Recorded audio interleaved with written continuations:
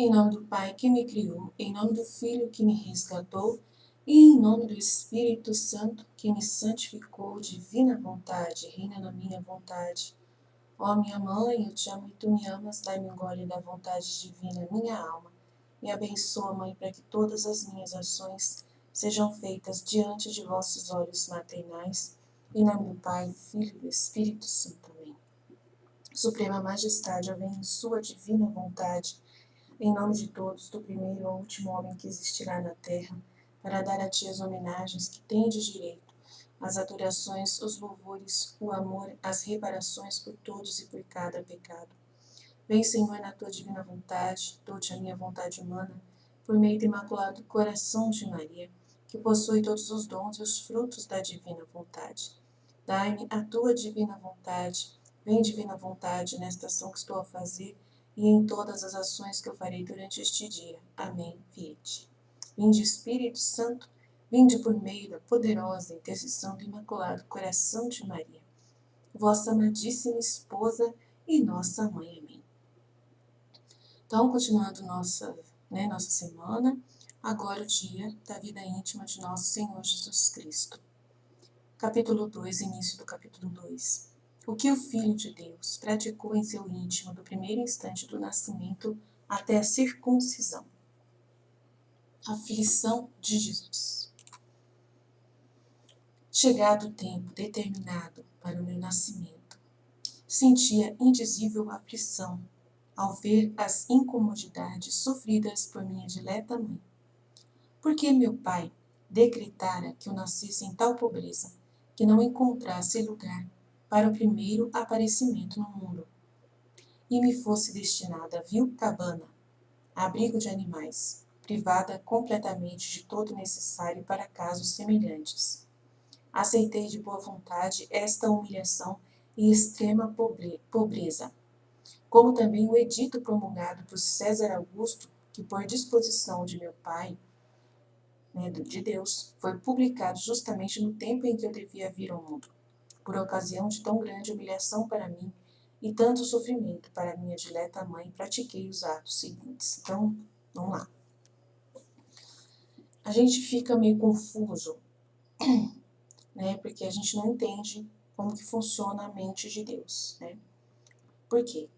Ele decretou lá na divina vontade, no começo do mundo,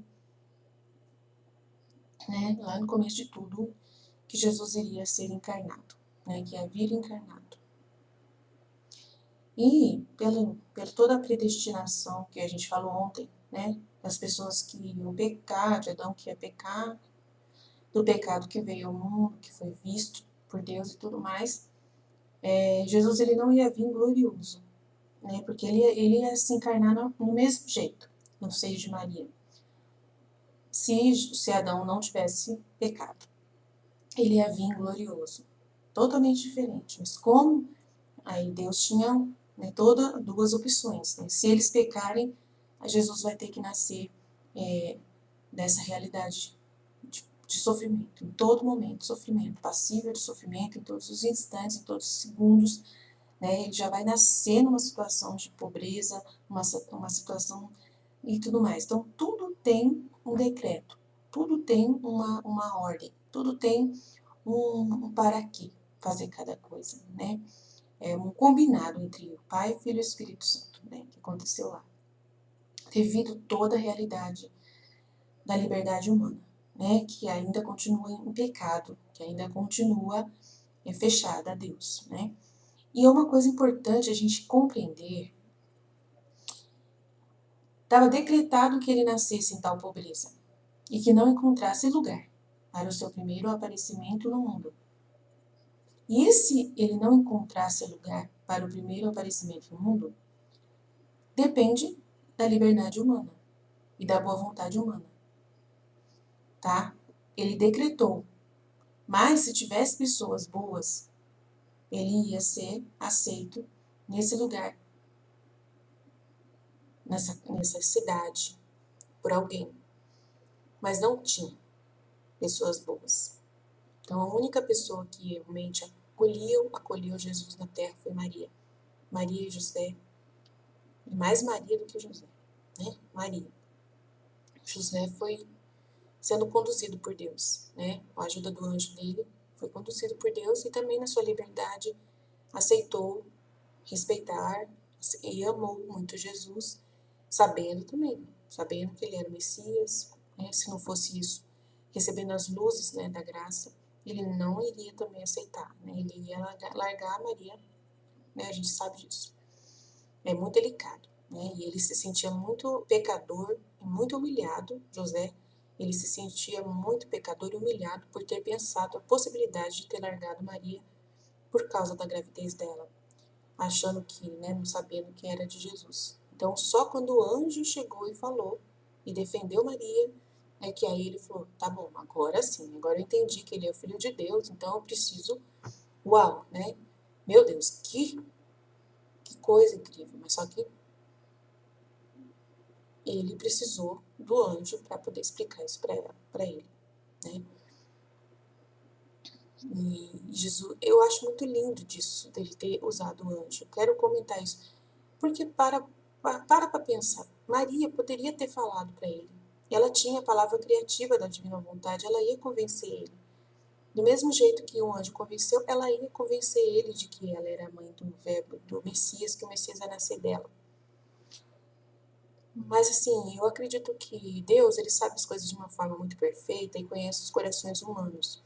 Então eu acho assim que mesmo que fosse ela que tivesse falado para José, sem ser um anjo falando, ele ia acreditar, mas que no fundo,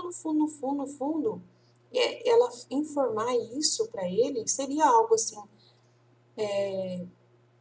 complexo, né? Porque é uma coisa tão grande, é um mistério tão grande e tinha que dar o trabalho para o Espírito Santo, né, fazer, para um anjo fazer, tinha que dar esse trabalho por algo sobrenatural mesmo, né, para poder dar, para poder ele ver o mistério, assim, ele ter um amor e um respeito muito grande por isso, por essa, assim, saber valorizar, né.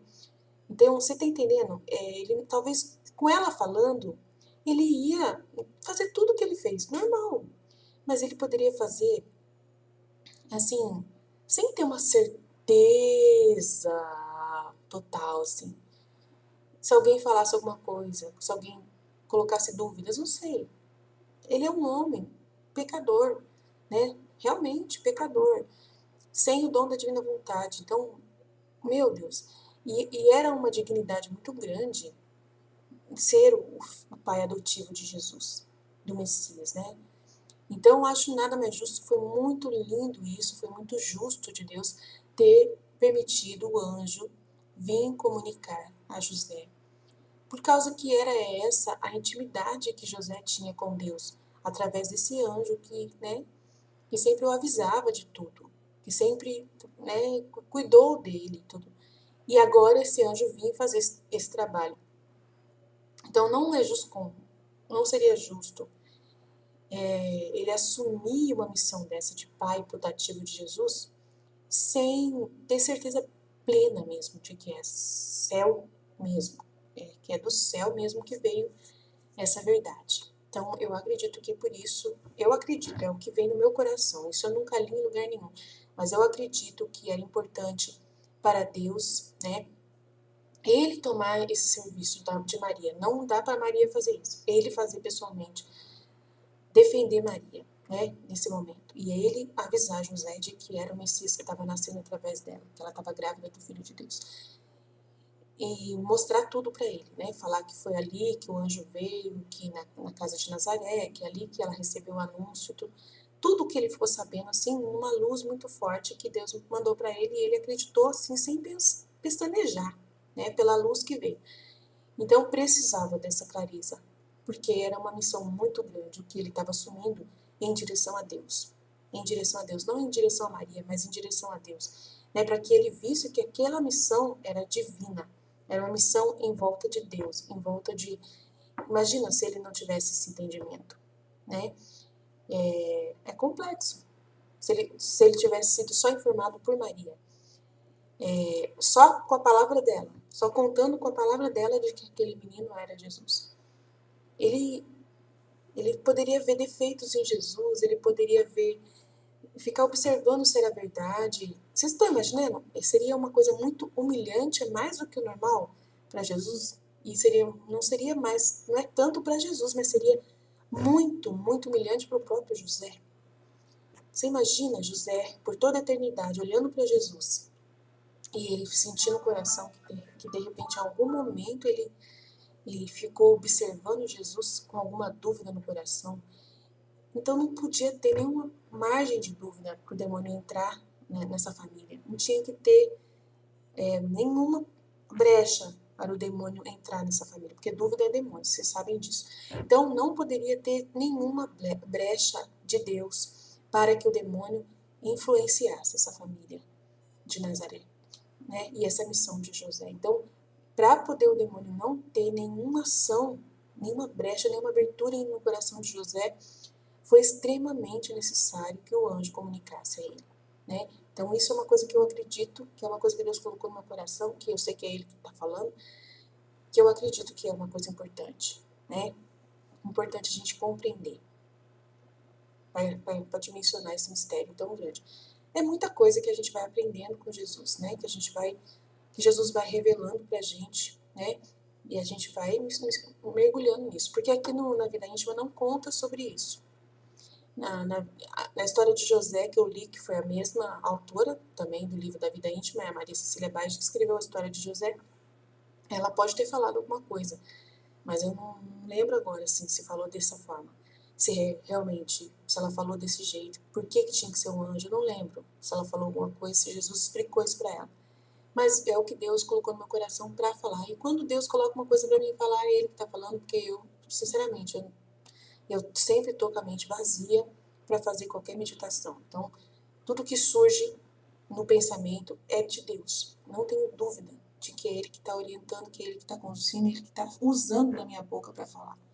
Eu creio de todo o coração, porque toda vez que eu ouço de novo essa minha aula depois, eu ouço, e é uma aula para mim. Eu tenho muitas luzes com essas próprias palavras, com esse próprio estudo que eu mesmo forneço. Então não é meu, porque depois eu vou ouvir e falar, nossa, como que eu tive essa capacidade de falar isso? Não era eu mesmo. Então toda vez foi assim, desde o início, quando eu comecei essa missão de formar, né, as pessoas para a divina vontade, ajudar as pessoas, ou me formando e eu fui formando as pessoas junto comigo, que é o que eu, né, sempre estou fazendo, em Deus, com Deus, né, para Ele. Então sempre é Ele que faz tudo. Tudo é Ele que faz. Eu não sou capaz. Eu, sinceramente, eu sento aqui na cadeira para fazer essa missão e com a mente totalmente vazia. Totalmente vazia. Vazia. E o conteúdo que eu tô lendo, eu vou lendo e Deus vai trazendo as coisas na minha mente e eu vou produzindo. Né? Vou reproduzindo. Isso que é a palavra mais certa. Então, chegar no tempo determinado. Então, para o meu nascimento, eu senti uma indizível aflição. Então, ele sofreu por ver Nossa Senhora chorando lá, né? Preocupada. E ela não chora, né? Ela só fica preocupada com José o tempo todo. Ela não pensa nela, tá? Isso ela não faz. Ela não sabe pensar nela mesma. Na hora que ela estava lá em Belém, na Volta Horta mostra claramente que enquanto ela estava em Belém, ela só se preocupava com José. Ela estava preocupadíssima com ele e tudo mais, e com Jesus que ia nascer. Só. Mas mesmo assim ela não ficava preocupada plenamente, não. Estou assim, de perturbada, desesperada, ela não ficava. Isso aí sempre vai ser assim. E ela nunca foi desesperada, né? Sentia indizível aflição ao ver as incomodidades sofridas por minha dileta mãe, porque meu pai decretara que eu nascesse em tal pobreza e não encontrasse lugar para o primeiro aparecimento no mundo e me fosse destinado uma vil cabana, né, uma caverna, abrigo de animais, privada completamente de todo necessário para casos semelhantes, né? Então, privada para casos semelhantes, de uma pessoa nascer nesse ambiente, né? Sujo, cheio de bicho, cheio de estrume, de tudo que vocês possam imaginar no lugar tinha, né? Muita aranha, muita teia de aranha, tudo de russo, vocês possam imaginar, foi esse lugar onde Jesus nasceu, tá? Aceitei de boa vontade esta humilhação e extrema pobreza, como também o edito promulgado por César Augusto, que por disposição do meu pai foi publicado justamente no tempo em que eu devia vir ao mundo. Por ocasião de tão grande humilhação para mim, e para Maria também, né? Para Maria também. E tanto sofrimento para minha dileta mãe, pratiquei os atos seguintes. Então vamos lá. Em primeiro lugar, eu adorei essas disposições divinas. Então, tudo isso de aflição que ele sentiu, ele adora. Incrível, né? Eu adorei, mesmo aflito, todas as incomodidades, o decreto, a cabana, o sofrimento da minha mãe, tudo, tudo, tudo. Eu adorei essas disposições de Deus. E sujeitei-me de bom grado às ordens do Pai. Obrigado, Pai. Obrigado por essa oportunidade de cumprir a sua vontade. Né? Estou pronto inteiramente para cumprir a sua vontade, do jeito como o Senhor decretou. E nós decretamos juntos, né? Porque ele sempre está unido ao Pai, né? Com isto me alegrava, porque meu Pai eterno assim ordenava. Mas que aflição eu sofria intimamente, como ser humano. Isso, quando ele fala que é a vida íntima de nosso Jesus Cristo, como um ser humano, né? Como Deus, né? Humano, como um Deus humano na Terra, entendeu? Vendo minha mãe andar errante à procura de um teto, e todos lhe recusarem. Né? Não tem lugar para ela, não tem lugar para ela e para um menino, para uma criança, nem pensar. Vai ter um filho? Nunca. Vai ter que ter um quarto só para ela, só para poder. Não tenho, não tem. Não tem como eu colocar ela no meio de outras pessoas, porque as pessoas não vão querer ver um parto, né? Olha só, olha a cabeça das pessoas, né? Que falaram não, que não, que não, que não, que não, que não, que não, que não. O mundo de hoje, o que vocês acham? Como que seria hoje? As pessoas iriam dar lugar para uma mulher grávida para nascer, nem que a pessoa tivesse que abrir a porta, né, do seu quarto de hotel e acolher a pessoa e ficar sem onde dormir para poder acolher Maria? O que vocês acham? Uma mulher normal, você aparecer sua mulher na frente da sua casa falando, não tem onde meu filho nascer, eu posso entrar na sua casa. E a sua casa, né, é uma cidade que está recebendo uma porção de pessoas e você já está na sua casa dormindo, já está tarde e tal. E chega uma pessoa estranha, grávida, né, na porta da sua casa, pedindo um abrigo. Como seria? Eu acredito, eu sou honesta, pela forma que as pessoas estão hoje, tá?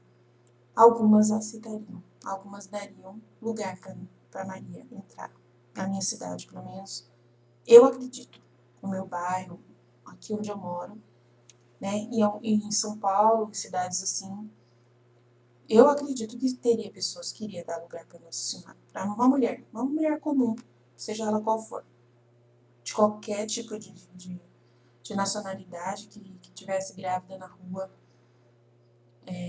suja, assim, ela nunca teve suja, mas eu acredito que ele hoje teria pessoas que iriam fazer isso, hoje, né? Porque o mundo ele está revestido agora de um cuidado com as pessoas muito grande, ainda mais com mulheres, né? Apesar de que é bem possível, claro que tem pessoas que vai falar assim, não, eu vou te levar para um hospital, eu vou te ajudar, eu vou te levar para o hospital, né? Que é o lugar de nascer um bebê com toda a segurança e tal. Eu tenho certeza que teria pessoas que iriam levá-la para o hospital, ia deixar na porta do hospital, né? E ia só deixar na porta do hospital e ir embora e já ia achar que fez algo muito grande mesmo. Ou então alguém que ia levar e ela ia falar, por favor, vai lá comigo, tá doendo muito, eu preciso de ajuda, eu preciso tal. Sem José, né? Não pensa no José, é só a mulher. Então, e levar e tal. Eu acredito que a pessoa iria fazer tudo o que fosse necessário. E achar que não tinha problema fazer isso, levar uma pessoa até um hospital. Mas se chegasse no hospital e lá não tivesse lugar para ela, no hospital, aqui não tem lugar para ela, de jeito nenhum, não tem lugar e tal. Essa pessoa ia fazer um escândalo, ia chamar a polícia para poder, né, aquele lugar aceitar a Maria, né, se tem um SUS, né, tem que aceitar. É uma obrigação, a gente paga imposto para isso. Então, assim, alguma coisa a gente ia saber que aconteceu hoje, se acontecesse isso. E eu acho interessante a gente pensar no que aconteceria hoje, né? Então, eu acredito que hoje, se Jesus nascesse hoje na Terra, no Brasil, na minha cidade, ia ter pessoas que iam se importar mesmo, de todo o coração, para ajudar uma mulher grávida, estranha, que estivesse a ponto de dar à luz. Eu acredito de todo o meu coração. Hoje, o mundo tem Jesus, né? O mundo hoje tem amor, tem, recebeu esses exemplos de Jesus e frutificou na Terra, pelo menos em parte. A sociedade tem boa vontade de querer ajudar o irmão próximo, né? Que se coloca no lugar do outro. Eu sinto que sim, eu tenho essa esperança. Vocês podem falar que acham que não, mas eu confio no que eu estou falando, que iria acontecer. Mas nesse tempo é assustador. Eu não consigo entender, eu não consigo entender como que em Belém não aceitaram ela, ninguém, ninguém, ninguém, ninguém, ninguém, ninguém, ninguém, ninguém, ninguém, ninguém, ninguém, ninguém, ninguém, ninguém, ninguém. Eu não consigo compreender, não cabe na minha cabeça. Aí eu pergunto para Deus, o Senhor endureceu o coração daquelas pessoas, porque não é possível um negócio desse, uma mulher tão maravilhosa como Maria, né? Entendeu? É complexo o negócio. Ela ficou no lugar e José que andou para todo lado. E ninguém conhecia José mais naquele lugar, apesar de ser a terra dele, ninguém mais conhecia ele. Então o não que eles deram foi para José. Poucos viram Nossa Senhora, poucos viram Maria.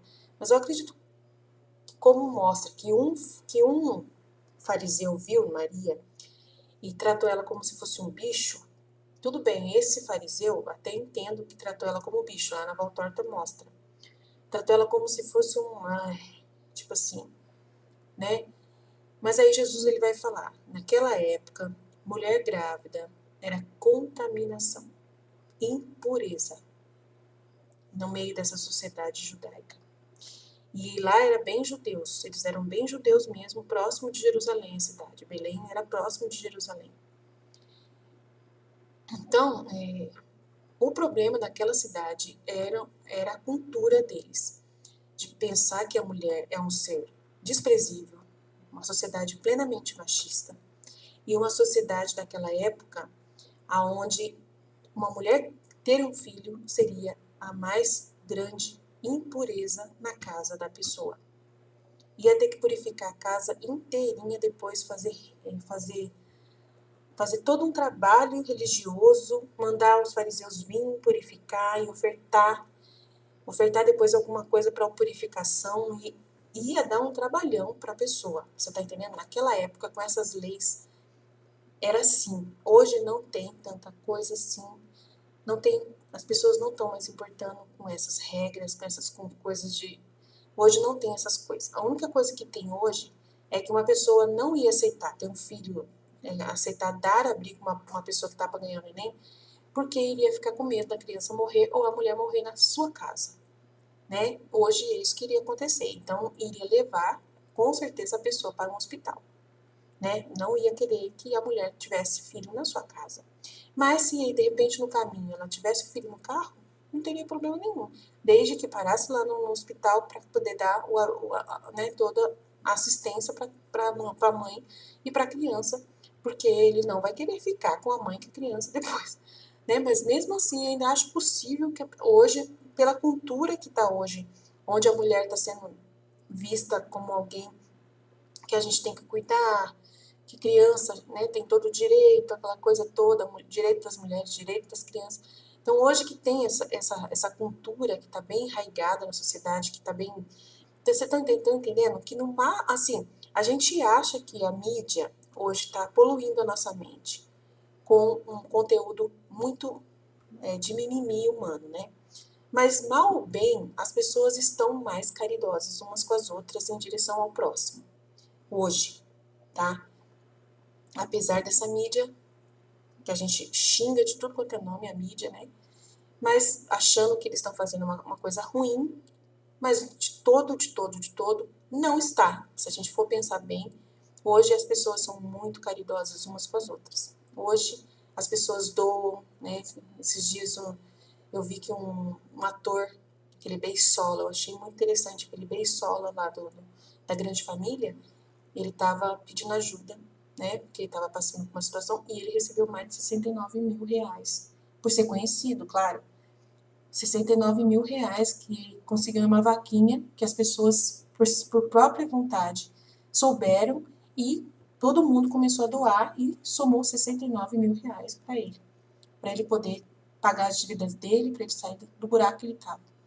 Né, porque ele foi esquecido, ninguém mais deu trabalho para ele durante essa pandemia e tal, e ele simplesmente só expôs a situação dele, expuseram a situação dele na internet e as pessoas ajudaram. Ele é uma pessoa conhecida, mas só que uma pessoa desconhecida, um rapaz também falou que estava precisando de um computador para continuar a sua faculdade e também fez uma rifa, né, de um cabrito, de um carneiro, não sei, lá na Bahia, não sei aonde, lá no Nordeste. Ele também lançou na internet e as pessoas até do Rio Grande do Sul, de vários lugares do Brasil inteiro, compraram a rifa dele só para ajudar. E ele conseguiu mais do que precisava para comprar o computador e sobrou. Então, assim, as pessoas, elas estão mais solícitas umas com as outras. Hoje em dia, apesar, né, dessa cultura que a gente vê que é ruim aos olhos, de uma forma, porque é tudo mimimi, é uma coisa assim do mimimi, mas ao mesmo tempo é também uma boa vontade de se colocar na situação do outro, né, de se colocar no lugar do outro. Então, as pessoas, elas não estão mais ligando para a religião, como os belemitas da época ligavam para a religião. A religião acabou sendo ruim nessa situação de Jesus, a hora que eles estavam ali, porque tem que purificar minha casa, vai ter que purificar minha casa, vai ter que purificar minha hospedaria inteira.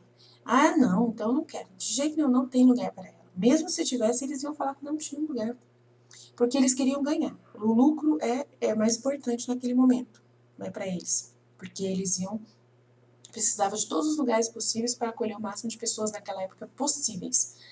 Então, ela teria que tocar um quarto todo para ela, porque as pessoas não iam querer estar no mesmo ambiente para poder não se contaminar. Então, naquela época, não tinha muita abertura para a caridade. A abertura lá era só a lei, o que importava era a lei.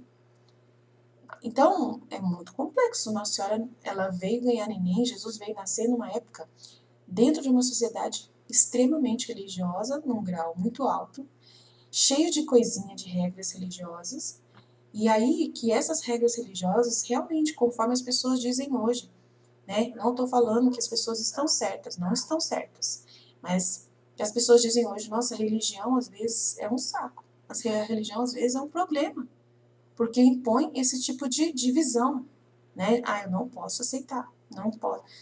A nossa católica nem tanto, a nossa religião ela é uma bênção, mas tem religiões que têm problemas, tem religiões como algumas seitas, por exemplo, do Testemunho de Jeová, que vocês veem a situação deles, eles têm essas ideias também, um pouco parecidas com os judeus, né? Que certas coisas não pode fazer, né? Alguns que se guardam o sábado também não iam fazer caridade no sábado. Não sei, talvez também ia ficar com problema para fazer caridade no sábado. Então ainda tem religiões que a gente sabe que tem, que ainda impõem alguma coisa de desconfiança em direção ao próximo, né? E que não fazem como o que deviam fazer, que elas mesmas ensinam a fazer, né? E também se fosse uma mulher grávida numa igreja pedir ajuda, né, até uma igreja católica, a gente sabe muito bem que as pessoas, na hora que ela me ajuda, eu preciso ganhar neném, às vezes, né, é o mais simples que vai olhar para ela e vai tentar resolver, né, que vai tentar ajudar. Que dificilmente o padre vai tentar assumir essa responsabilidade. Né? Ele tem mais o que fazer, ele tem a igreja para cuidar, ele tem as obrigações da agenda dele, então dificilmente o padre vai descer e vai pegar a mulher grávida e levar para o hospital. Normalmente ele vai esperar que uma pessoa faça isso e vai agradecer a pessoa que fizer. Né?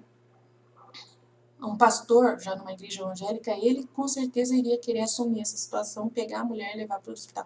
É bom a gente pensar em tudo na hora da meditação, né, que a gente está fazendo. A gente tem que imaginar essa situação hoje também. Hoje, o que a gente pode trazer para nós hoje? Como que a gente poderia entender essa caridade hoje? Como que seria isso? Né? Como que Jesus iria nascer hoje? Não tem nada de errado fazer essa meditação aqui, tá? Imaginar todas essas cenas, né? É muito interessante. É muito importante. Eu tenho certeza que isso não é perda de tempo eu ficar meditando, né, baseado nessa realidade, de trazer para o dia de hoje. Como seria isso, tá bom? Vamos seguir aqui que a gente vai ver o que Jesus mais quer falar. Então, em primeiro lugar, adorei as disposições divinas, sujeitei-me de bom grado às ordens do Pai, inteiramente pronto a cumprir a sua vontade. Com isso me alegrava, porque meu Pai eterno, sim, só porque meu Pai eterno quis, eu aceito, né? Muito legal.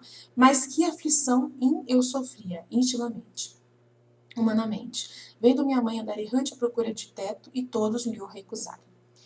Então, já cansada e aflita pela longa viagem, não encontrou entre seus conhecidos quem a albergasse.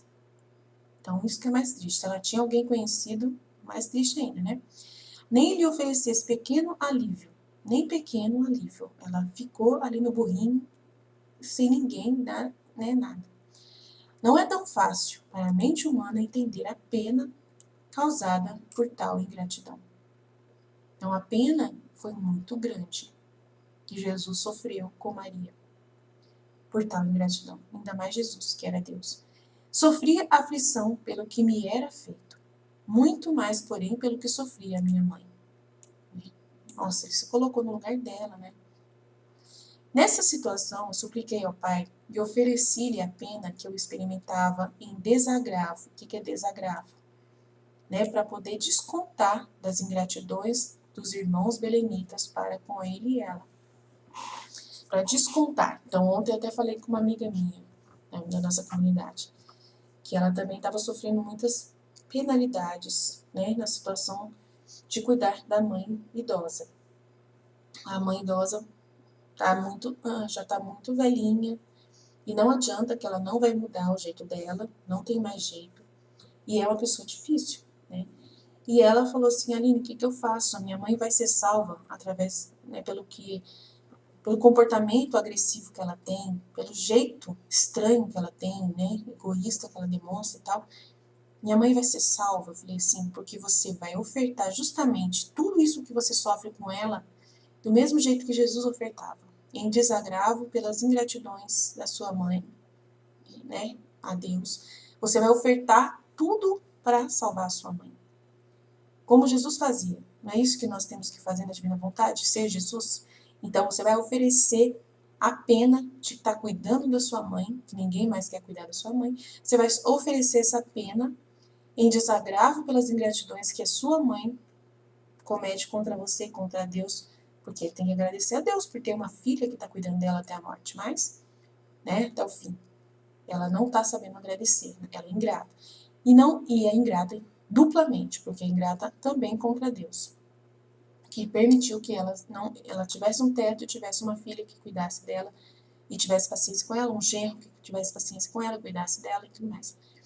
Então, você vai oferecer em desagravo. E não só pela sua mãe, porque você é filha da divina vontade, você vai oferecer isso por todos os velhinhos que estão nos asilos abandonados. Vai oferecer por todos os velhinhos que estão abandonados em suas casas, que ninguém mais quer saber, né? E tudo mais. Vai oferecer por todos os idosos, que estão vivendo também abandonados em algum lugar. Então, vai passado, presente e futuro. Então, tudo que você está sofrendo, não precisa que a sua mãe melhore, não espere que a sua mãe melhore, oferte tudo, tudo, tudo por ela mesma.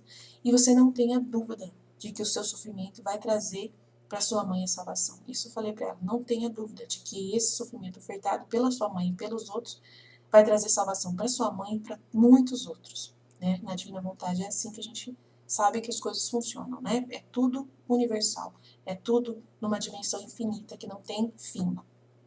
Aí ela ficou em paz porque ela já estava percebendo que era isso que ela tinha que fazer.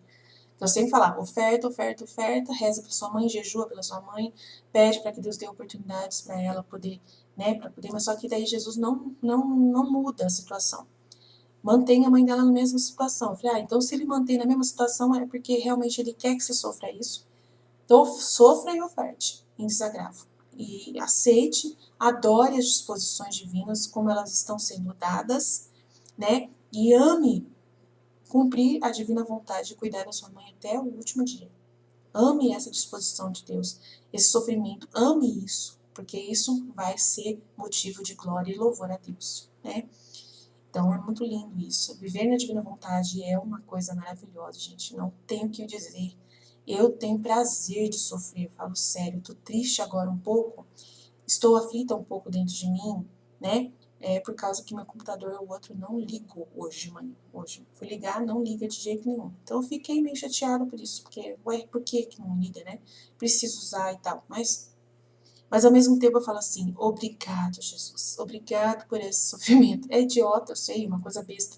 Pode arrumar, pode. Mas mesmo assim, eu estou chateada. E eu oferto essa chateação, porque eu sou humana, né? Oferta essa chateação. E o que é interessante do sofrimento é que você sofre. O que é importante não é que assim você ignora o sofrimento. Você finge que não está acontecendo o sofrimento, aquela situação. Não é assim, você aceita mesmo. Você aceita aquela situação. Você fala, se o Senhor me quis que eu sofresse isso, tem um motivo, um para que eu oferto esse sofrimento. E aceita sofrer. E sofre. Entendeu? Sente a chateação. Experimenta o gosto de ficar chateada com isso. Não tem nada de errado. Entendeu? Sofrer é isso. É você sofrer. Tem que doer. Se não doer, se não tiver alguma coisa que esteja enchendo a paciência, não tem lógica. Então você tem que aceitar o sofrimento. Aceitá-lo. Isso é o que Deus quer. Você aceite passar por ele. E não fingir, o filho da divina vontade não finge que as coisas que não estão acontecendo, né? Passa por cima, mas fingindo que não está acontecendo, não é comigo, não é assim. É comigo, eu tô chateado, eu tô triste com isso, eu tô contrariada, não gostei, entendeu? Mas eu não tô reclamando, não fico reclamando. Você passa, você fica contrariada, você fica frustrada, mas tudo isso você experimenta. Obrigado por eu estar sofrendo isso. Obrigado por estar permitindo eu passar por isso. Né? Tem um para quê. Eu ofereço esse para quê. Eu ofereço esse sofrimento, essa frustração, essa contrariedade. Eu ofereço. Me ajuda a ter paciência com isso, me ajuda a confiar em ti apesar disso. Me ajuda a permanecer firme apesar disso. Obrigado por eu ter outro computador onde eu possa executar o meu trabalho, né? Continuar meu trabalho. Obrigado por eu ter. Se eu não tivesse o outro, eu ia ficar muito mais chateada e ofertar também. Mas eu tenho, graças a Deus, ou então ia fazer no celular, ia dar um jeito. Mas tudo é para a glória de Deus. Tudo é para a glória de Deus. Tudo é para a glória de Deus. Então você precisa experimentar.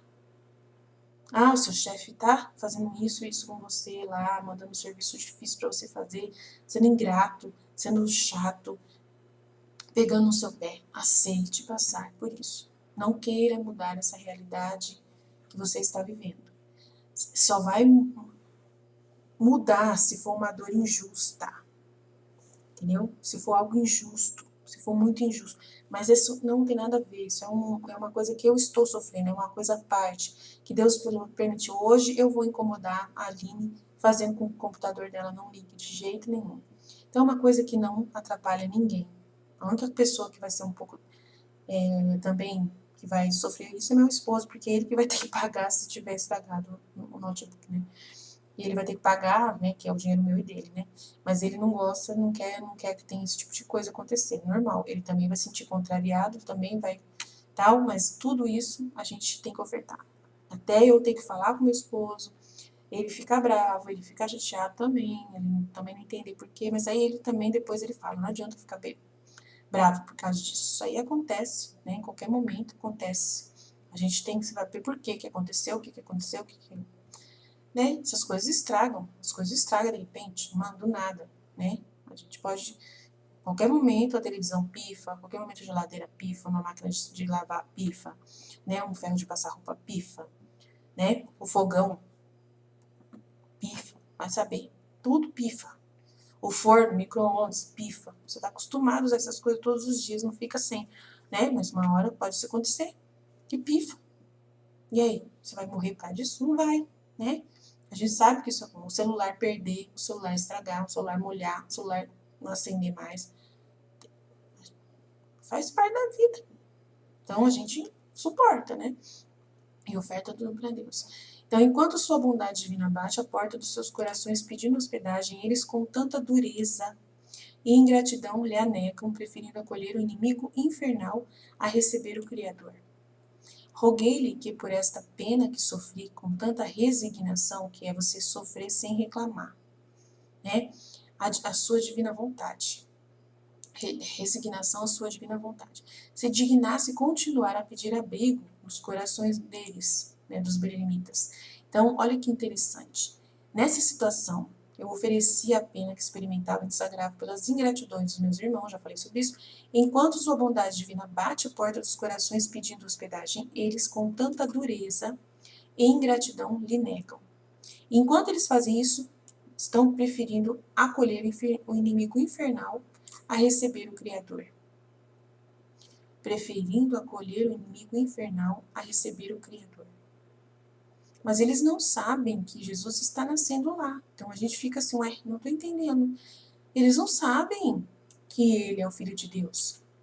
Mas só que é o seguinte, eles são religiosos, não são religiosos? Então, se eles são religiosos, eles sabem as promessas que foram feitas de que iria nascer o Salvador nessa cidade de Belém. Então, eles deveriam sempre estar prontos para serem uma casa de nascimento. Uma casa aonde eles deveriam estar sempre preparados para que o Messias nascesse na casa de alguém lá. Né? Mas só que daí eles com certeza pensaram, não, vai nascer aqui a virgem, não tem nenhuma virgem aqui.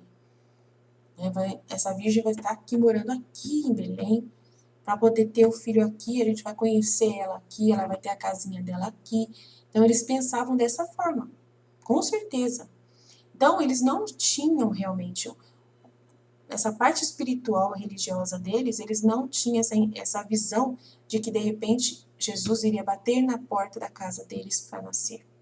Eles nunca entenderam isso.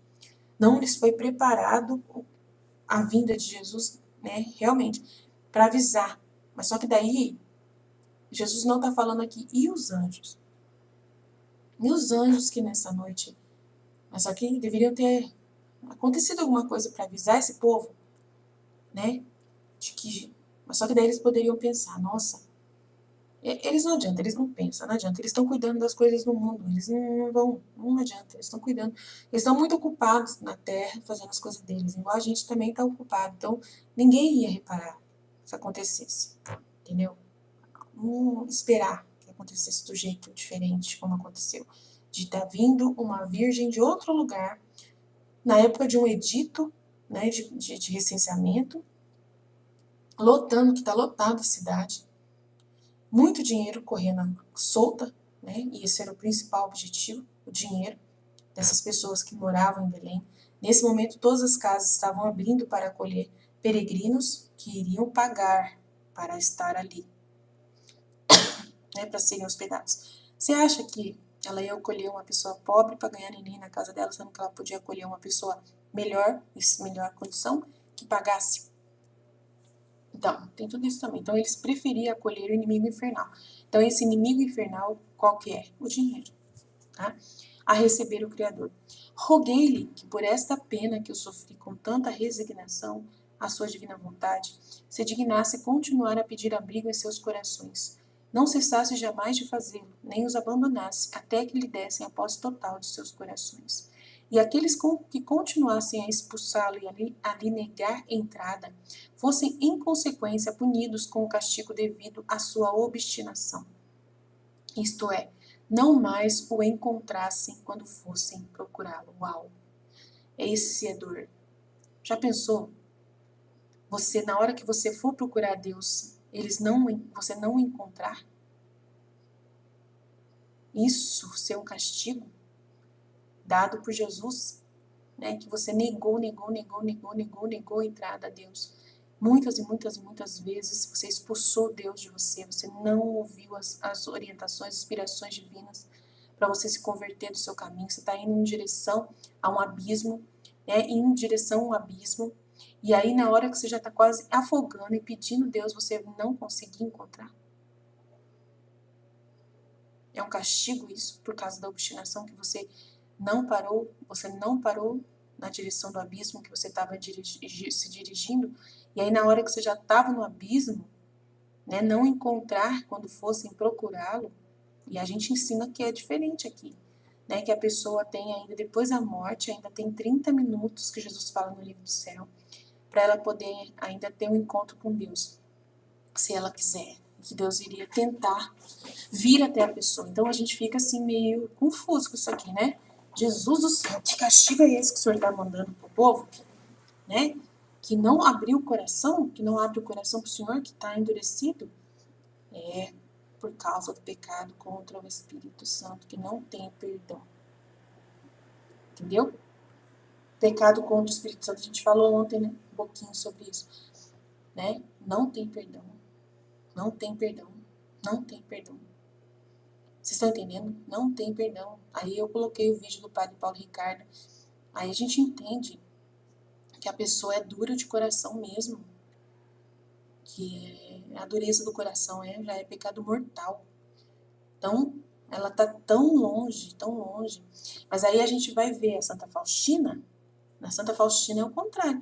Aí Jesus ele fala assim, eu vou abrir o tempo da misericórdia. Então, nesse tempo que nós estamos vivendo, é o tempo da misericórdia. Então, nesse tempo, Deus ele está vindo até o último minuto. Ele abriu um decreto, né, da misericórdia.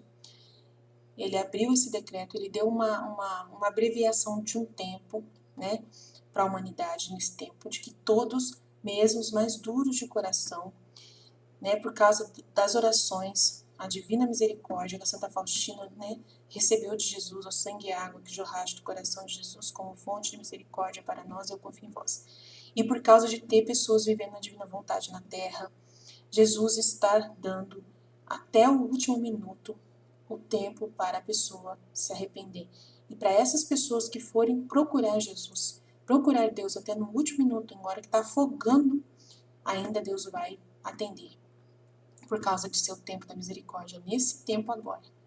Mas isso tudo aqui que Jesus estava fazendo foi o que aconteceu durante todos esses 2000 anos. Antes do decreto da misericórdia ser enviado para nós, através da Santa Faustina. Que é um tempo novo de misericórdia que Deus está concedendo à humanidade, né? Para poder preparar, porque ele fala para Santa Faustina, eu estou permitindo esse tempo da misericórdia através de você, abrindo esse tempo da misericórdia, porque você vai preparar o caminho para a minha volta, né? Então eu preciso, nesse período em preparação à minha volta, né, no retorno, no juízo final, eu preciso abrir um tempo de misericórdia para a humanidade, um tempo de paz, um tempo de chance, né? Porque o mundo está numa situação delicada, as pessoas estão um pouco apavoradas, com medo, né? De se perder para toda a eternidade. Então, vendo sinais que são claros da vinda de Jesus, né? Sinais claros, Nossa Senhora está aparecendo, então isso mexe com as pessoas, tá? Isso mexe com a sociedade, traz cada vez mais desconfiança naqueles que não acreditam e dureza no coração deles, e traz também muito medo também em contrapartida da parte dos que acreditam. Porque daí Nossa Senhora está vindo como precursora, avisando que vai vir castigos, avisando que tem que se penitenciar, avisando que tem que rezar. Então o que acontece? Você fica ouvindo, você que acredita nas mensagens da Senhora, você está ouvindo essas mensagens. E você é uma pessoa que está preocupada com essas mensagens. E você vai e evangeliza todo mundo e fala para todo mundo, e tem gente que vai rir da sua cara. Então você fica desesperado. Meu Deus do céu, meu irmão vai se perder, minha mãe vai se perder, o meu pai vai se perder. Meu Deus, eles não ouvem, eles não querem fazer penitência, não querem rezar o rosário. Vocês estão entendendo o que está acontecendo no mundo hoje? A religião, de novo, está também deixando a gente meio perdido, meio doido, né? Todo mundo meio, oh meu Deus do céu, socorro, né? E as coisas que estão acontecendo, as notícias que estão vindo, então Deus, ele é tão bondoso, tão maravilhoso, tão bondoso, que nesse mesmo tempo, onde está acontecendo tanta confusão, por causa que é a preparação para a vinda dele, né, ele fala assim, por isso que tem uma confusão, porque eu vou renovar o mundo, a terceira renovação do mundo vai acontecer, está acontecendo, e no meio dessa terceira, essa preparação para a renovação do mundo, vai vir uma grande confusão. Por causa de Nossa Senhora estar aparecendo. Ela traz uma coisa boa, uma esperança, mas ao mesmo tempo ela traz um desespero de outro lado. Porque ela está aparecendo e as pessoas estão acreditando. Algumas estão acreditando e ficam desesperadas por causa que o seu parente não acredita. E aí ela vai falar, você tem que rezar o rosário. E aí a pessoa não vai rezar, porque vai rir da sua cara. Então imagina como que está a mente dessas pessoas. Vocês estão entendendo? Então Deus é tão misericordioso, essa misericórdia de Deus é tão infinita que Ele te dá a oportunidade. Não, vai lá, reza o sangue, água e jorrar de coração, reza o Deus da misericórdia, que eu prometo para você, que se você rezar para um agonizante que está morrendo, o seu parente que está morrendo, eu vou acolher essa pessoa. No meu seio, vou proteger ela. Vocês estão entendendo o que é a misericórdia divina? Nesse tempo hoje, como é importante? E aí, essa realidade do instante, do último instante da vida, né? Jesus, esse castigo aqui, ele de uma certa forma, por causa do decreto da misericórdia, do tema da misericórdia, isso aqui eu tenho certeza que não está tão assim acontecendo, tá? Porque Jesus falou, até aquele coração com pecado mortal, aquele com pecado escarlate, eu vou atender. Ele falou, ele prometeu para Santa Faustina. Então, por causa dessa promessa, Santa Faustina, isso aqui, com certeza, ele deu uma parada nisso aqui. Ele não está dando esse castigo aqui, se a pessoa for procurar. Tá? Então, é muito importante a gente lembrar do que está acontecendo atualmente. Isso aqui é um livro que ele escreveu antes, né, dentro do contexto da sua redenção ali, ele ofertou essa situação. Aconteceu tudo isso realmente durante todos esses 2000 anos, antes do decreto da misericórdia. Veio o decreto de Santa Faustina, ele fez ele abriu um tempo de abreviação. Ele abreviou o tempo e permitiu esse tempo da misericórdia que a gente está vivendo. Então a gente tem que agradecer muito, porque foi algo a mais que ele permitiu, né? Então é muito importante colocar esse contexto aqui. E que a vida inteira continuassem a bater como de fato fizeram minha mãe e São José. Seu esposo, que andaram batendo todas as portas de Belém, não se cansaram, nem desistiram até o declinar do dia. Os bledemitas, por lhes terem negado a entrada, foram privados de receber o Messias, dentro da casa deles, né? Não foram mais dignos de hospedá-lo mais em suas casas. Tal súplica agradou meu pai, que se mostrou pronto a fazer tudo o que eu pedia, como efetivamente fez, jamais abandona o homem, embora réu de culpas graves. Tá vendo? Jamais abandonou o homem por causa das orações que ele ofertou. Mas sempre vai lhe falando ao coração, abre-me, e declara estar sempre à porta do coração, e estou em pé à porta e bato. Então, ele falou, ele pediu para que o pai desse o castigo devido à obstinação, né, para a pessoa procurar e não encontrar, mas ao mesmo tempo ele já falou, ó, mas se alguém te pedir, o Senhor vai. Tá? Então, Deus vai mesmo, tá? Dureza dos blenemitas. Enquanto minha dileta mãe não ia assim em busca de um amigo, e eu ia com o límpido olhar de minha alma fitando a obstinação e a dureza daqueles corações ingratos. Então, ele só ficava prestando atenção nisso.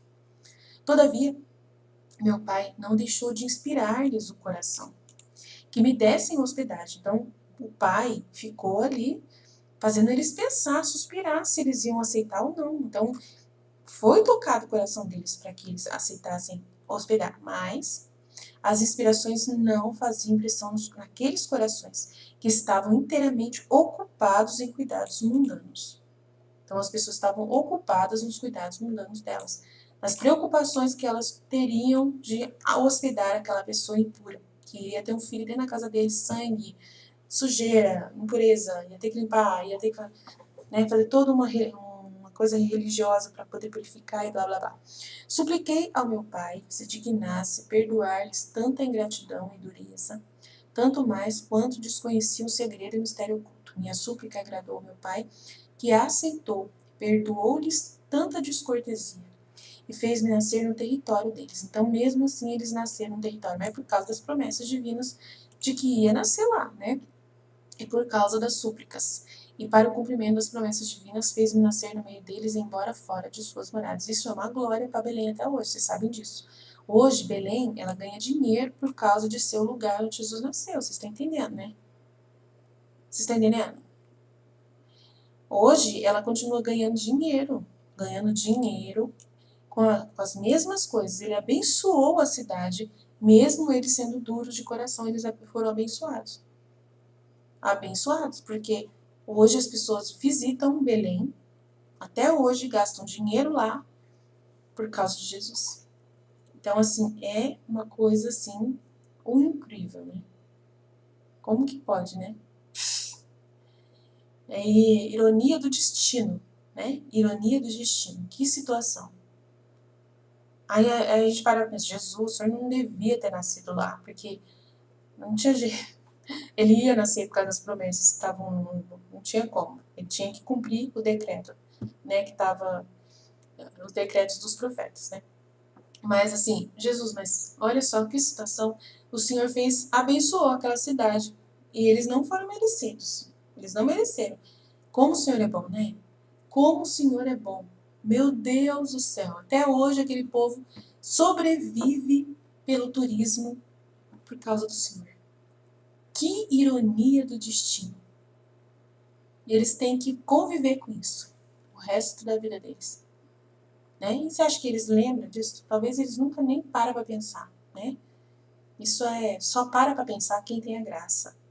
Isso que eu estou falando para vocês, só para pensar quem tem a graça. A graça é o que faz você ter esse coração que para pensar nas coisas em direção a Deus.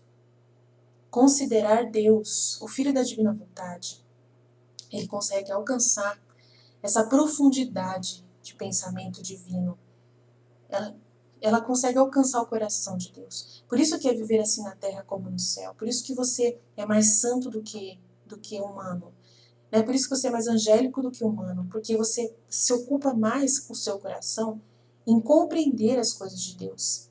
Em compreender e mergulhar no coração de Deus e na mente de Deus. Então você vive essa realidade. Que você sabe coisas que ninguém dá atenção. Eu sei coisas que ninguém no mundo dá atenção. Eu cuido de interesses que ninguém no mundo cuidaria. Eu levo a sério uma pessoa que ninguém, praticamente quase ninguém no mundo se importaria, que é Jesus. Vocês têm ideia do que é a gente ter essa graça hoje?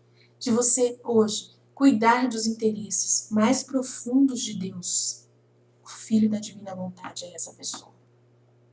Ela alcança uma condição tão alta que até sobrepõe de muitos sacerdotes, até dos próprios sacerdotes.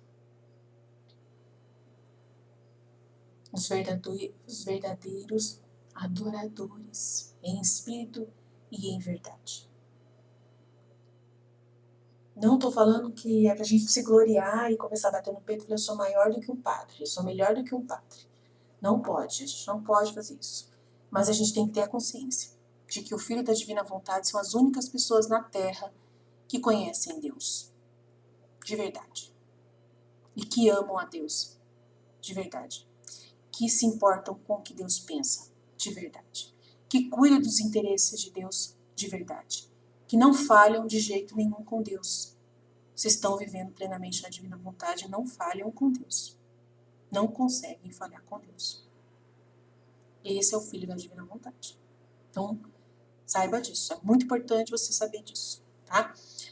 Aqui, supliquei ao meu pai se dignasse perdoar-lhes tanta ingratidão e dureza, tal. Pede a bênção e beneplácito do pai. Tendo entrado, então, minha dileta mãe naquela vil e abjeta gruta, caverna, adorou e agradeceu ao pai eterno e exaltou suas admiráveis disposições. Enquanto eu, esposa caríssima, estava prestes a vir à luz e deixar as trevas do útero virginal. Considerando tanta miséria e pobreza e o nascimento de Jesus, quando a gente for meditar, nossa, na Valtorta, vocês vão ver que lindo que foi esse lugar. A descrição da Valtorta do nascimento de Jesus. Uau, vocês não têm noção do que é lindeza. Virou palácio o lugar, tá? Vendo-me rejeitado por todos e obrigado a nascer nesse vil estábulo todo aflito, queixoso da ingratidão do meu povo, disse ao meu pai antes de nascer: Eis, pai muito amado, é chegada a hora do meu nascimento. Por isso vos suplico que antes de vir à luz queirás dar-me licença para abençoar, para isso e abençoar minha alma que o Senhor criou. E unistes ao Verbo eterno, para a vossa grande glória e para resgate do mundo. Abençoai minha humanidade, que foi de vosso agrado criar com as mais puras gotas de sangue da minha querida mãe. Olha que bonitinho, que ele criou com as mais puras gotas de sangue da minha mãe. Usou as gotas de sangue de Maria para criar Jesus. Muito incrível. Por obra do Espírito Santo. É um milagre. Isso aqui é um mistério que a gente não consegue dimensionar. Eu não consigo ainda dimensionar esse mistério. Né? De ter sido criado com as gotas de sangue de Nossa Senhora. Gente, uau, fala sério isso aqui. Né? Por obra do Espírito Santo.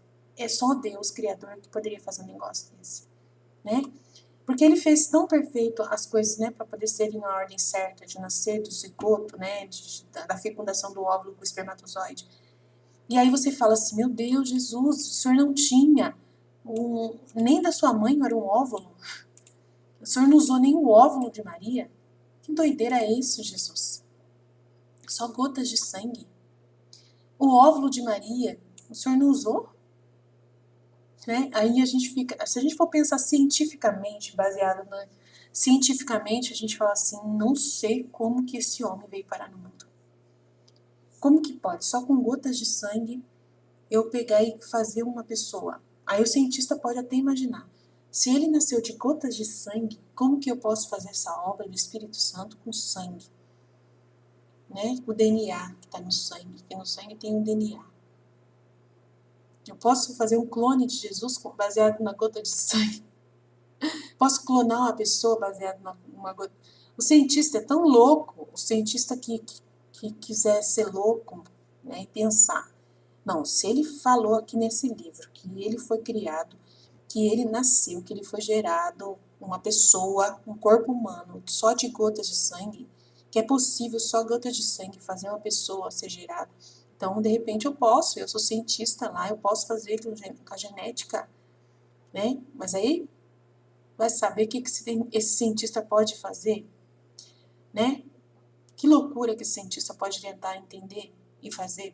E não vai ser uma pessoa humana, nunca vai ser, porque não tem a obra do Espírito Santo. Por mais que ele queira tentar dimensionar isso, ele vai ter que rezar muito, o cientista vai ter que rezar muito. Faz aqui nascer uma pessoa, faz aqui nascer uma pessoa, aqui ó, o Espírito Santo, para que seja igual a Jesus. Porque não tem como, gente. A obra é muito santa demais. É uma coisa sem um mistério muito infinito a encarnação do verbo. É muito incrível. Se você parar para pensar, você fala, não tem lógica que Nossa Senhora tinha óvulo, mas só que não foi usado o óvulo dela, foi usado gotas de sangue dela. Vai entender um negócio desse. Então você fala assim, é Deus mesmo que nasceu na Terra, não tem dúvida disso, né? Dignaste-vos unir. E tem gente que ainda pergunta, né? Tem gente que duvida, tem gente que lê isso aqui e fala, então ele não nasceu, ele veio com uma alma só, né? E ele era um fantasma. Tipo assim, né? Ai, meu Deus do céu. Dignaste-vos unir a natureza divina a esta humanidade, que lhe destes por habitação perpétua e inseparável. Então, a habitação do Espírito de Jesus é perpétua, inseparável. O corpo dele já ressuscitou. O corpo que veio desse sangue daquele da mãe já está ressuscitado e glorioso. Então, é uma habitação perpétua. Quando ele aparece com esse corpo humano que ele teve, com essa aparência humana que ele teve. Ele nunca vai perder essa aparência que foi gerada das gotas de sangue de Maria. E a gente vai ver esse Deus depois, quando ele voltar na glória, para toda a eternidade ao redor de nós, andando conosco, junto com Nossa Senhora, para lá e para cá.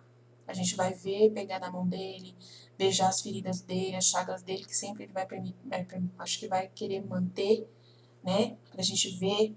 Então, é muito lindo. Se parar a pensar, dá vontade de chorar. Mas é lindo demais, né? Essa é a realidade. Então, agradecendo por tudo isso, ele está agradecendo. Dignaste-vos unir a natureza divina a esta humanidade que lhe destes por habitação perpétua e separável. Abençoai todos os movimentos desta humanidade unida ao Verbo. Que coisa linda, gente. Abençoai todos os sofrimentos que experimentará a minha carne, né? A minha pessoa. Todas as operações que eu vou executar para a vossa maior glória e salvação do gênero humano. Abençoa. Que linda essa oração. Declaro em vossa presença que de mim é inseparável o adileto Pai, que não quero nem sequer respirar. Olha que coisa mais linda. A gente tem que fazer a mesma oração igualzinho. Nem dar um passo, dizer uma só palavra, erguer um olho, se não for conforme o vosso divino beneplácito, sua divina vontade. Né? Beneplácito, agrado do Pai. Né? Quando fala beneplácito, divino beneplácito, para o vosso agrado e para a vossa maior glória e honra. Vedes, Pai amantíssimo, a hospedagem que o mundo prepara para o meu nascimento. Vedes a ingratidão dos meus irmãos. Ele mostra, ó, Pai, tá vendo? Olha, Pai, você tá vendo, hein? Então, por isso, rogo-vos, Pai, que vos digneis, em troca desta ingratidão, preparar para eles a bem-aventurança eterna. Então, eles vão lucrar com o meu nome até o resto do fim do mundo. Né? No seu Natal da vida mortal eterna, que eles sejam abençoados também na parte espiritual, para que eles possam nascer para a vida eterna. Desejo e desejo e desejo e desejo adquirir para essas pessoas essa bem-aventurança por meio da paixão e morte dolorosa. Então, vou morrer por eles. Vou morrer por essas pessoas. Acolhei, dileto, Pai, o amor e a boa vontade que eu dedico a esses meus irmãos. De salvar eles, apesar da ingratidão deles. Né? De sustentar eles também, apesar da ingratidão deles. Porque eles vão depender de mim até o último dia. Não vão poder esquecer de mim nunca, porque eles vão depender do meu nome para sobreviver nessa terra aqui. Acolhei, dileto Pai, o amor e a boa vontade que dedico aos meus irmãos, e ao abençoar-me, abençoa também todos os que me imitarem e seguirem meus passos, e mostrai-vos para com todos um Pai amoroso. Então, para aqueles que me imitarem nessa pobreza, né, que celebrarem o Natal, né, copiosamente, né, de uma forma muito bonita, lembrando de Jesus no Natal e não de coisas humanas, mundanas. Lembrar do Natal, né, de dar o lugar para Jesus, né, na sua casa no dia do Natal, lembrar desse momento, celebrar a memória da festa do Natal, como Nossa Senhora ensina, né, porque ela vai ensinar a gente na Mística Atrás de Deus, a importância de celebrar o nascimento de Jesus, a festa do nascimento de Jesus todos os anos, e assim, de todo o coração, né, preparar a novena de Natal, rezar a novena de Natal, rezar os excessos, né, do amor de Jesus que está no livro do céu, todo o Natal, né, meditar muito sobre essas realidades todas e não deixar passar nem um pouco, né, essas verdades do céu para nós. E aí eu penso, terminado o pedido, meu pai me abençoou de modo admirável, sua bênção foi muito diferente daquela que Isaac deu ao seu filho Jacó. Porque a bênção de Deus consistia, né, a bênção de Jacó consistia em bens materiais, mas a bênção do meu pai consistia na aquisição dos bens eternos e das almas dos meus irmãos. Encontrei, porém, o ódio que Jacó encontrou em seu irmão Esaú. Ele encontrou o ódio que Jacó encontrou no irmão de Esaú. porque meus irmãos me odiaram e perseguiram-me até a morte, e morte de cruz. Né? Então, triste, né? O negócio foi feio. Me odiaram e me perseguiram até a morte de cruz. E a gente vai meditar depois sobre Belém mais pra frente. Não é fácil. Na Valtorta a gente vai chorar muito com a história de Belém. Apesar deles estarem até hoje sobrevivendo do nome de Jesus Cristo, vocês não têm noção do quanto que esse povo odiou Jesus. Odiou, mas assim, odiou muito. A pessoa de Jesus, a mãe de Jesus, e dependem hoje do nome de Maria e de Jesus para sobreviver, para comer. Olha para vocês, olha para como Deus é bom. Eles não mereciam, mas Deus permitiu isso. É muita ironia de verdade do destino. Muita ironia do destino. E não é ironia, vocês sabem disso. É a mão de Deus. Para vocês verem que é verdade. Tudo que Jesus viveu, a vida de Jesus e todos os frutos da vida de Jesus é verdade. Ninguém pode falar que ele não existiu. Ninguém pode falar que ele não impactou o mundo. Ninguém pode falar que ele não abençoou a terra. Ninguém pode falar que ele não fez tudo isso que ele fez. Ninguém pode. A pessoa que tiver coragem de falar que Jesus não existe, não existiu, que é a ilusão da cabeça de alguém, que a gente está aumentando uma coisa, uma história, e tentando manter essa história para poder enganar os outros. É assim que tem ateus falando hoje em dia, vocês sabem disso. Tem ateus que dão risada dos cristãos. Tem gente que está cuspindo nos cristãos, gente. Por que eles estão cuspindo nos cristãos? Porque eles falam tudo história da carochinha. Tudo mentira. Vivem baseado numa mentira. E querem que a gente viva também seguindo essa mentira. A gente não quer porque essa mentira foi longe demais.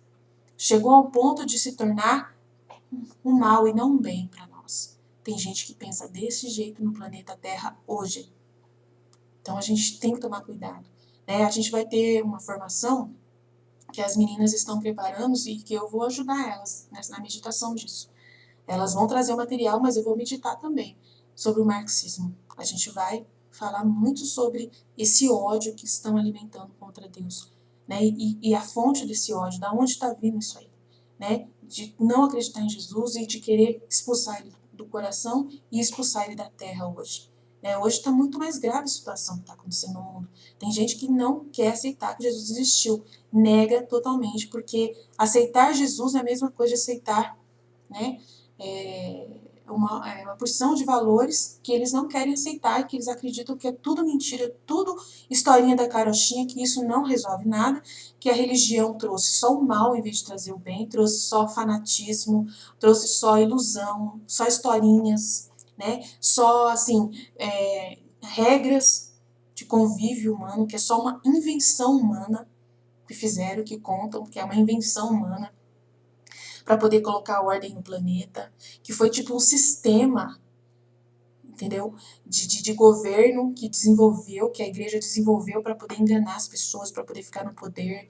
Eles pensam desse jeito. Muita gente vê as coisas nessa ótica, que a igreja, ela trouxe inventou todo um sistema, a igreja católica mesmo, que ela inventou todo um sistema unido com os governantes, com os maiores ditadores da terra, né, os romanos.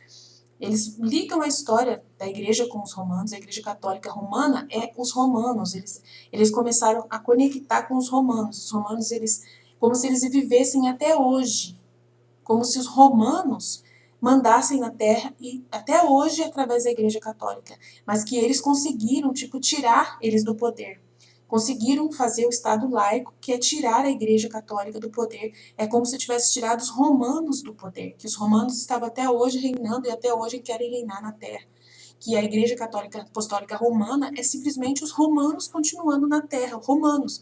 E se a gente for estudar a história dos romanos, vocês sabem que os romanos, eles foram o pior povo, né? O pior povo que existiu, e muito inteligente, como se eles fossem uma sociedade mesmo, né, para poder manipular o mundo e ter todos aos seus pés e usando a fé, para poder esse negócio de evangelização não é evangelização, isso é você pegar a terra dos outros. Então, cada igreja católica, cada terreno católico que tem no mundo inteiro, eles falam que a igreja católica é a igreja mais a instituição mais rica que existe no planeta. E que essa riqueza que a igreja católica tem, nada mais é do que a manipulação o querer dominar no mundo inteiro. Vocês sabiam disso? Vocês já pararam para pensar? Vocês já viram a história que eles contam da igreja católica, os maus contam da igreja católica? A história da igreja católica, para eles, não é a história de Deus. Não é uma história de um povo de Deus. Não. É a história de um povo que é ditador, que é controlador, dominador e que só quer lucrar. Entendeu? Então, quando eles veem um padre Robson na vida, uma igreja sendo construída e aí pedindo doação, eles pensam, aí os romanos aí, ó, idólatras do dinheiro, idólatras do poder, do poder, do poder. E o pior de tudo, que tem uma sociedade, que são a maçonaria, que assim, que foi criada pelo demônio dentro da estrutura, usando de uma estrutura, né, católica, usando de conhecimentos católicos, mas unindo com outras religiões para poder continuar. Nossa, o negócio é feio. Aí você vai para a maçonaria, que não tem nada a ver com a igreja católica, a maçonaria não tem nada a ver, mas tem tudo a ver também, por causa que eles são católicos, uma parte deles, mas ao mesmo tempo não são, porque eles não são nada, eles não são nada. Eles são demoníacos satânicos mesmo. Então, olha, gente, a história da maçonaria, meu Deus do céu. Unindo com essa visão errada da igreja, unindo com essa história toda que eles criaram, e que eles acreditam que é essa a verdade da igreja católica. E isso vai crescer e vai consumir a terra. Estou falando pra você. E tem católicos que estão acreditando nisso e que estão falando, meu Deus do céu, eu não estava seguindo Jesus coisa nenhuma. E aí tem muitos jovens crescendo na faculdade com essa visão e estão aprendendo isso nas faculdades, na escola, e que já estão falando, meu Deus, eu não quero fazer parte de uma organização dessa. É tudo uma ilusão. Eles estão achando que é uma igreja, que é um lugar para ir adorar Jesus. Mentira! Essa Eucaristia é ilusão, não existe. É assim que eles pensam. Nossa, o padre tem que confessar com o padre. Ele é mais pecador que eu, de jeito nenhum. É ridículo isso aí. Eles não acreditam mais em Jesus, não acreditam mais nos sacramentos. Gente, a gente vai ser caçado como bicho. Tô falando sério para vocês. Já estamos sendo caçados, como se fôssemos fanáticos e loucos e malucos. Porque eles têm pena da gente. Eles têm pena também, porque eles acham que... Por que eles não nos caçam já, assim, matando todo mundo? Por causa que eles sabem que as pessoas, eles pensam assim, eles foram enganados, esse povo que as famílias católicas, as crianças católicas, são tudo enganados, eles não sabem nada disso. Eles pensam que a gente não sabe, que a gente está ignorando essa história que eles lá, que o demônio criou com eles lá, entendeu? E aí tem livros e livros e livros, mas só que eles falam, a gente não tem acesso, tem gente que é pobre, católico pobre, que não tem acesso a livros, que não tem... A igreja conta outra história para eles, a igreja fez foi 2000 anos que essa igreja está dominando e que já poluiu a mente das pessoas, não tem como mais... a gente não pode sair matando eles, porque são pessoas, então a gente tem que ter misericórdia deles. Então eles pensam desse jeito. Tem muita gente que olha pra gente e tem piedade da gente. E tem outros que têm ódio. O negócio é muito delicado, tá? E aí, quando o anticristo subir lá, o anticristo vai levantar essa bandeira, tá? E vai querer destruir a igreja mesmo. Ele vai querer destruir tudo com essa bandeira. E vai ter o apoio de muitas, muitas pessoas. E ele vai levantar essa realidade. Eu sou anticristo e agora eu vou acabar com o domínio da igreja católica sobre a terra. Essa igreja que está enganando vocês, ela é mentira. Agora eu vou criar outra religião que acabou, é a religião humana, onde todos serão beneficiados, todo mundo vai ser dono de tudo. Acabou esse negócio na igreja. A gente vai pegar e ela vai ter que pagar os impostos que ela não pagou durante todos esses anos. Ela vai ter que pagar. E como ela não tem que pagar, a gente vai pegar a terra deles. É nossa. O anticristo vai pegar todas as terras católicas, vai pegar tudo, não vai deixar pedra sobre pedra. Tô falando sério pra vocês. Acordem. Acordem. Tem gente que ainda tá dormindo no planeta. Vamos despertar. É igual o livro, igual o filme que eu assisti lá. Vai despertar as pessoas. Durmam. Durmam. Durmam. Muito interessante o filme que eu assisti esses dias. Que chama Eles Vivem, na Netflix. Durmam. As mensagens subliminares. Durmam. Durmam. Achei muito interessante. O cara põe um óculos e ele começa a ver as coisas. Nossa, meu Deus. Olha lá. Tem toda uma estratégia pra gente dormir. Pra gente não saber o que tá acontecendo. É assim que eles veem. E eu tô tentando despertar vocês aqui. O mais barato. Mas é isso, amém? Jesus, eu confio em vós. Não fiquem desesperados, tá? Deus está no comando de tudo. Não é verdade essas coisas. Tudo mentira, a gente sabe disso, né? Mas Deus permitiu toda essa realidade também. A gente vai parar para pensar, nossa, Deus permitiu tudo isso, que a igreja romana, né? Blá, blá, blá, blá, blá, blá, blá. Mas a gente fica em paz, porque a gente sabe, né? O porquê que você é católico. Importa o que. Por que você é católico? Qual o motivo? Pela fé verdadeira. Você não está lá por uma enganação e por uma lavagem cerebral que foi feita a você. Você é católico porque você teve uma experiência com Jesus Cristo profunda e verdadeira, que realmente é real na sua vida e que você vê os frutos. Eu, pelo menos, eu sou assim. Então, eu não volto atrás da minha igreja católica nunca, por causa que eu colho os frutos dos sacramentos, que eu comungo, que eu recebo, que eu não me fez mal até hoje, nunca vai me fazer a palavra de Deus. É uma evangelização de verdade, sim. Pode ter tido uma parte da igreja que tinha algum interesse material e até hoje pode ser que a gente veja os sacerdotes como administradores. Tem gente que olha para as paróquias e vê, realmente é verdade. Olha lá, o padre, ele não pensa no espiritual, ele só pensa no mundano.